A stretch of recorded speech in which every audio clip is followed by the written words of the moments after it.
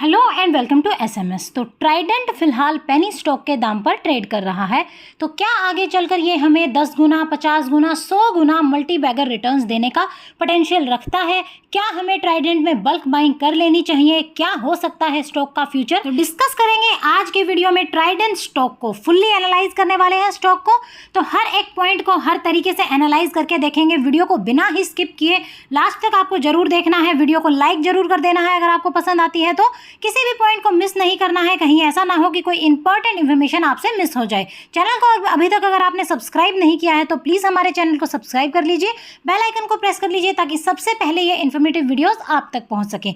Trident के business की बात करें तो bedding, bathing, paper, yarn manufacture करती है कंपनी, और साथ ही साथ केमिकल, एनर्जी और रिसेंटली एफएमसीजी सेक्टर में भी वेंचर किया है कंपनी ने। तो अलग अलग सेक्टर्स में कंपनी फोकस करती है। तो इस पर्टिकुलर पॉइंट को हम दो तरीके से देख सकते हैं। पॉजिटिवली भी इसे देखा जा सकता है और नेगेटिवली भी हम इसे देख सकते हैं। पॉजिटिव अगर हम देखें तो यूँ कह सकते हैं कि कंपनी अपने प्रोडक्ट सेगमेंट को बढ़ा रही है, अलग अलग प्रोडक्ट्स में इन्वेस्ट कर रही है, और हो सकता है कोई पर्टिकुलर प्रोडक्ट इनका इतना फेमस हो जाए कि उसी से इनका मोस्टली रेवेन्यू बने और अच्छा खासा बने, या फिर ये भी हो सकता है कि हर एक सेगमेंट इनका अच्छा खासा ग्रोथ दिखाए और अच्छी ग्रोथ वाली, अच्छे रिटर्न्स वाली मल्टी बैगर कंपनी हमारे लिए ये साबित हो जाए। और नेगेटिवली अगर हम देखें तो ये भी हो सकता है कि स्टॉक अलग अलग सेक्टर्स में के चक्कर में अपना जो मेन सेक्टर है उस पर फोकस ही ना कर पाए और कंपनी का ग्रोथ नेगेटिव वे में इफेक्ट हो, और उससे जो काम कंपनी कर रही है उससे भी जाए, और अपना जो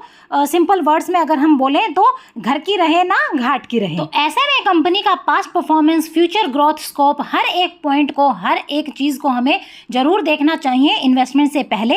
आप इसे पॉजिटिव वे में देखते हैं या फिर नेगेटिव वे में देखते हैं, कमेंट सेक्शन में हमें जरूर बता दीजिए। बात करें अगर ट्राइडेंट की, तो leading integrated home textile manufacturer है company, world's largest wheat straw based paper manufacturer है। तो अगर कोई कंपनी अपने बिजनेस सेगमेंट की लार्जेस्ट है और उसके पर्टिकुलर बिजनेस सेगमेंट में ग्रोथ का स्कोप बहुत ही अच्छा है आने वाले टाइम में, तो उसे हम इन्वेस्टमेंट पर्पज से कंसिडर कर सकते हैं। फाइनेंशियली अगर हम बात करें तो मेजर बिजनेस रेवेन्यू कंपनी का bed and bath related products की मैन्युफैक्चरिंग से ही आता है। रिसेंट क्वार्टर में टोटल इनकम में डिक्लाइन हुआ है प्रीवियस ईयर से, ईबिटा में भी डिक्लाइन हुआ है, प्रॉफिटेबिलिटी में भी डिक्लाइन हुआ है, पर ओवरऑल सेल्स में भी कभी ग्रोथ होता है, कभी डिक्लाइन होता है।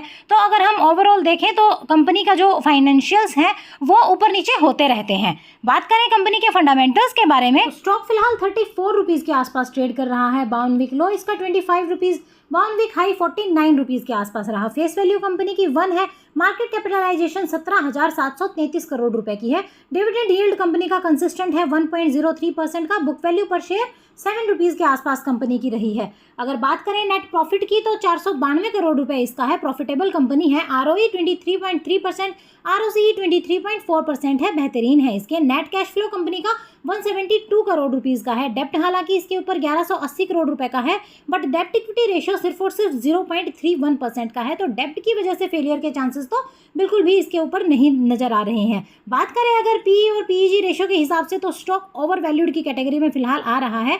हालांकि स्टॉक 52 वीक लो के आसपास ट्रेड कर रहा है, पर फिर भी स्टॉक फिलहाल करंट प्राइस पर ओवर वैल्यूड ही है। तो ये शो करता है कि बल्क इन्वेस्टमेंट से हमें स्टॉक में फिलहाल बचना चाहिए। बात करें अगर शेयर होल्डिंग के बारे में तो 73% के आसपास प्रोमोटर होल्डिंग्स है, 2.43% के आसपास एफआईआई होल्डिंग्स, 0.04% डीआईआई होल्डिंग्स, 23% के आसपास पब्लिक होल्डिंग्स और 1.25% अदर्स होल्डिंग्स स्टॉक के अंदर हैं। तो शेयर होल्डिंग को अगर हम एनालाइज करते हैं तो हम देखते हैं कि प्रोमोटर होल्डिंग्स इसके अंदर इंक्रीज हुई है। प्रोमोटर होल्डिंग 72 के आसपास हुआ करती थी और प्रोमोटर्स ने 1 से 1.5% अपनी होल्डिंग्स को इंक्रीज किया है। तो स्टॉक 70 के आसपास हुआ करता था और अभी स्टॉक 30 तक गया, और ऐसे में प्रोमोटर्स ने अपनी होल्डिंग्स को इंक्रीज किया है।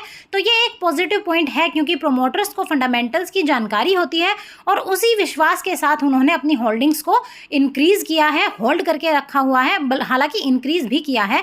बात करें अगर नेगेटिव पॉइंट को, इंस्टीट्यूशनल होल्डिंग्स इसके अंदर ना के बराबर हैं। तो ये सीधा सीधा एक हिंट है हमारे लिए कि अपने पोर्टफोलियो का बल्क इन्वेस्टमेंट हमें इसमें नहीं करना चाहिए। जैसा कि हमने पी रेशो के हिसाब से जो ये ओवर वैल्यूड था उस टाइम भी हमने आपको बताया था कि इसके अंदर बल्क इन्वेस्टमेंट से आपको बचना चाहिए, और अब इंस्टीट्यूशनल होल्डिंग्स भी सीधा सीधा इंडिकेट कर रही हैं कि हमें इस स्टॉक के अंदर बल्क इन्वेस्टमेंट से बचना चाहिए। अपने पोर्टफोलियो का 2 से 3% से ज़्यादा एलोकेशन हमें प्रोवाइड नहीं करवाना चाहिए इस स्टॉक के अंदर।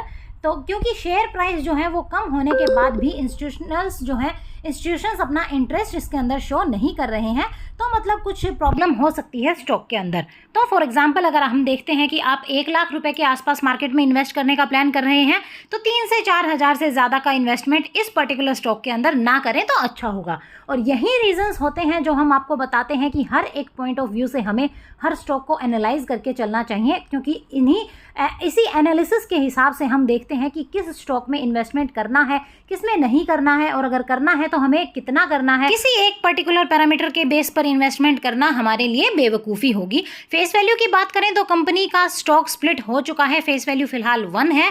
अगर हम बात करें टेक्निकली तो 1 डे कैंडलस्टिक चार्ट के अकॉर्डिंग 25 रुपीज़ के आसपास से रिवर्सल देखने को मिला है स्टॉक में, और फिलहाल स्टॉक 34-36 के आसपास ट्रेड कर रहा है।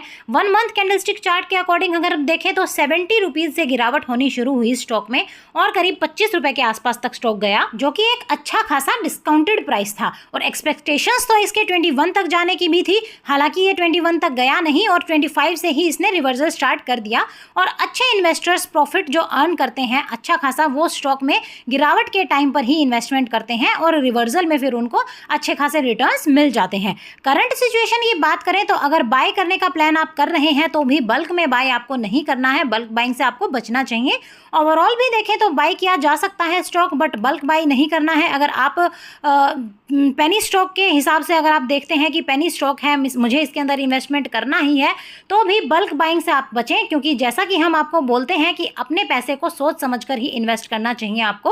हालांकि स्टॉक पेनी स्टॉक के दाम पर ट्रेड कर रहा है, बट ये स्टॉक मार्केट कैपिटलाइजेशन के हिसाब से पेनी स्टॉक नहीं है, क्योंकि स्टॉक स्प्लिट हो चुका है 1:10 के रेशो में दिसंबर 2019 के अंदर, और इसके हिसाब से हर शेयर में 10 शेयर हमें मिले हैं। हालांकि शेयर प्राइसेस जो हैं वो डिवाइडेड बाई 10 हो गए हैं, बट अगर इसके हिसाब से अगर हम देखते हैं तो स्टॉक का जो फिलहाल प्राइस है उसे आप 10 मल्टीपल्स कर देते हैं तो वो उसका ओरिजिनल प्राइस होगा। तो ट्राइडेंट के बारे में हमने फुल एनालिसिस किया है आज, तो आप अंदाजा लगा सकते हैं कि स्टॉक में इन्वेस्टमेंट आपको करना चाहिए या नहीं करना चाहिए, और अगर करना है तो कितना इन्वेस्टमेंट आप कर सकते हैं। क्योंकि हम तो यही कहेंगे कि आपका पैसा आपकी जिम्मेदारी, हमारी है तो बस एक छोटी सी कोशिश आप तक कुछ इन्फॉर्मेटिव वीडियोस पहुंचाने की। तो आज के लिए बस इतना ही। वीडियो को लाइक शेयर सब्सक्राइब जरूर कीजिए। अगर आपको वीडियो पसंद आता है, लगता है कि कुछ इन्फॉर्मेशन आपको इन्फॉर्मेटिव लगी है इसके अंदर, तो अपने फैमिली एंड फ्रेंड्स के साथ आप इसे शेयर कर सकते हैं। वीडियो को लाइक कर सकते हैं अगर आपको पसंद आती है तो, और कमेंट सेक्शन में हमें जरूर बताएं कि वीडियो आपको कैसी लगी है, आपको इन्फॉर्मेटिव लगी भी या